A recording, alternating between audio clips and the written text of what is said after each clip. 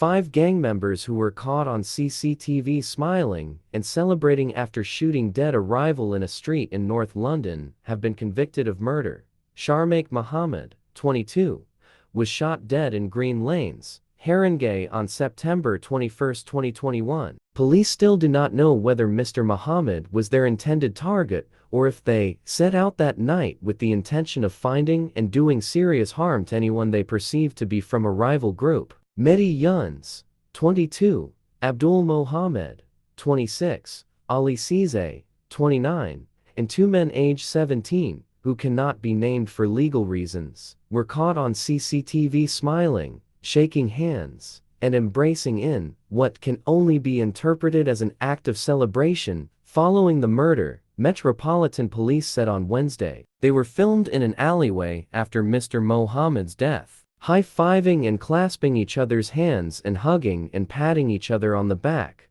4 of the gang were found guilty of murder and 2 counts of GBH with intent at the end of an Old Bailey trial yesterday. Cisse pleaded guilty on February 21 to the same offenses. Mr. Mohamud was walking along the pavement near Fairfax Road at around 10:30 p.m. when one of the 17-year-olds jumped out of a stolen car and opened fire. He was hit at least twice. 2 other people nearby were also hit in a chaotic attack. Police recovered a stolen Jaguar which the group had tried to set on fire. Inside, police recovered one of the teenagers' tracksuits which bore traces of gunshot residue, partially burnt trainers, and a machete sheath. A number of latex gloves were found close to the scene of the car fire. They contained the DNA of Cisse and Mohammed. A disposable face mask containing Cisse's DNA was also found. Detective Chief Inspector Wayne Jolly, from the Met Specialist Crime Command, led the investigation and said, "This was a planned attack, the motivation for which is not entirely clear." However, the group set out that night with the intention of finding and doing serious harm to anyone they perceived to be from a rival group.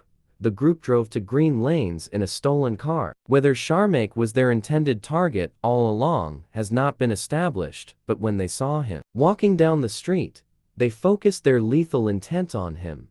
Sharmake's family have been devastated by his murder and have shown tremendous strength and courage to support this investigation. I can only hope that these convictions will bring them some small sense of justice. All 5 will be sentenced at a later date. Rest in peace, Sharmake Mohamud.